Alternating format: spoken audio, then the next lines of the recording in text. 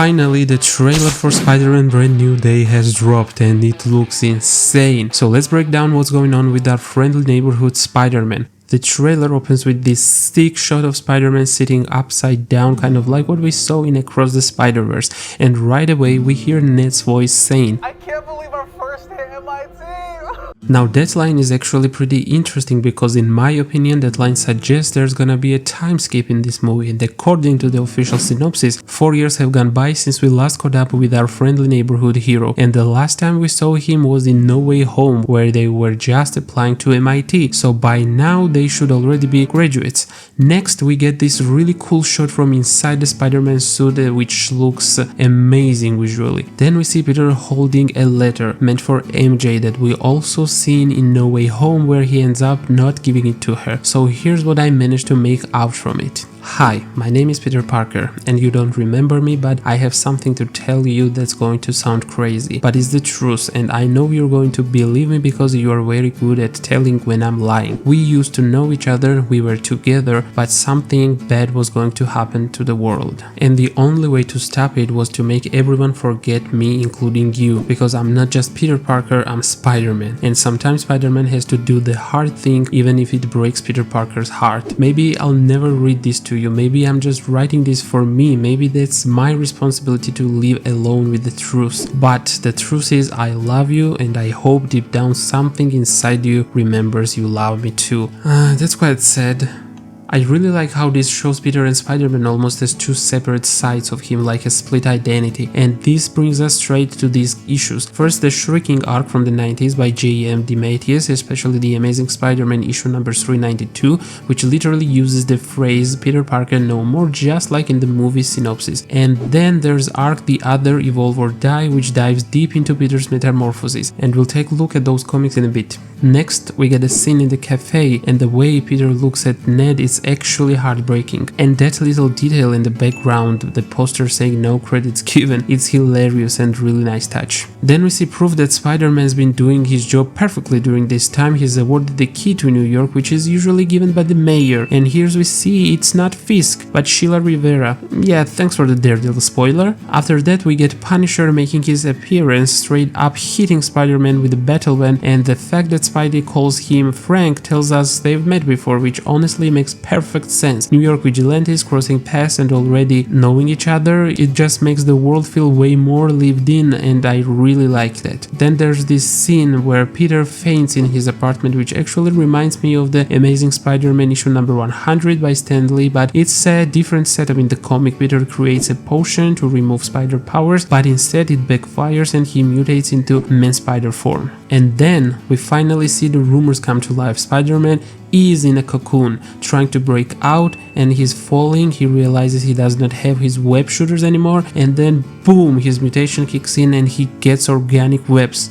Cheers, mate. So, in real life, spiders sometimes use cocoons for protection, as it is in the Amazing Spider-Man issue number 392, where Peter is going through an emotional roller coaster. In this story, Aunt May falls into a coma, and prior to that, Chameleon creates lifelike decoys of Peter's dead parents to break him mentally, reveal his identity, and take revenge tied to Kraven, and the mastermind was already deceased Harry Osborn. Because of these events, Peter surrounds himself into a cocoon, almost like protection from the outside world, which is different from the other Evolve or Die series, where Peter goes through a full metamorphosis, which we'll get back to later. So next, we see Peter doing a full body scan, which is most likely in Bruce Banner's lab, since Peter meets him at Empire State University, a prominent New York institution known for educating people like Reed Richards, Victor Von Doom, Kurt Connors, and of course Peter Parker, but I doubt Peter is actually a student here, because that outfit definitely screams this guy snuck in here. And Dr. Banner is wearing that same device we saw in She-Hulk, the one that lets him control his Hulk transformations. What did you say your name was?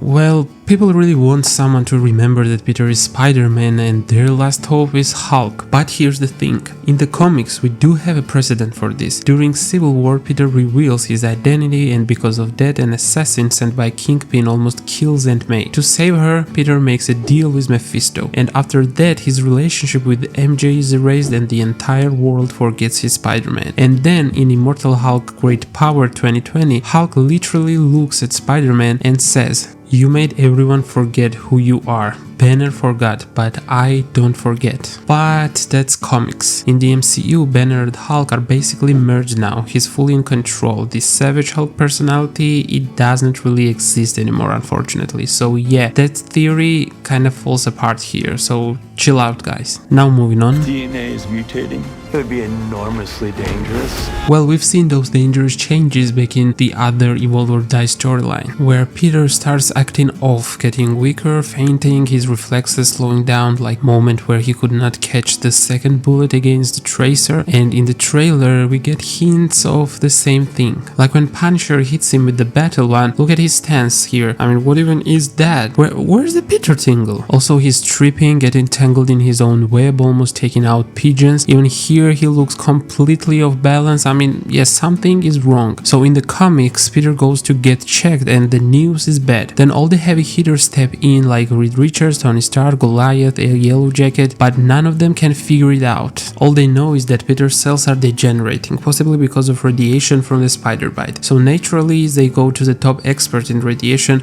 Bruce Banner. But even Banner can help. He sends Peter to Wakanda, still no solution. Peter even goes to Doctor Strange and gets no real hope. At this point, Peter Parker is dying. Then Morlun shows up and absolutely obliterating Spider-Man. Peter ends up in the hospital and Morlun comes back to finish the job, but then something changes. It's like the spider takes over the body, and honestly that might explain what's going on with his eyes in the trailer. Eventually, Spider kills Morlun and then transforms back into Peter Parker that dies too, and later they find his body, just a shed skin, like a spider molting. Then we see a cocoon formed under the bridge, because in nature spiders are vulnerable right after shedding their skins. And here where it gets really interesting. Inside the cocoon, Peter has this vision or dream where a voice speaks to him, and it feels like the spider inside him. It tells him once in its life a spider may shed its skin, shed its past and begin anew. Every wound healed, every injury repaired, every muscle renewed. A lifetime of pain cleansed. This is the second gift of the spider. Accept us, accept who we are, accept who you are. The man who dreamed of being a spider and the spider who dreamed of being a man. Find within us the gifts you did not know you possessed, the strengths you were afraid to call your own. Be the man you are, but now at last embrace the other. So when he finally comes out, Peter embraces the spider and he becomes stronger. He gains night vision, he can feel vibrations through his webs, his senses go like crazy. So when we see him covering his ears in the trailer, that could be because everything is too loud now. Every drop of water, every movement, that sword breaking moment, that's probably after the transformation. Now let's talk about Sadie Sink. Is that her? Because if she's playing Jean Grey, this scene actually makes sense. Also, the appearance of Trammell Tillman, who might be playing the head of the DODC, could hint that they are after Jean Grey, because she would be a massive target for them. And from Wonder Man, we already know that DODC is desperate to stay relevant and prove it still has a real purpose. And we see her in Peter's apartment later, I mean same settlement devices here, plus we already seen set of photos of her in a similar outfit, so yeah, that's most likely her character. But here's my question, why introduce Jean Grey, an Omega level mutant, in a Spider-Man story that's supposed to be street level?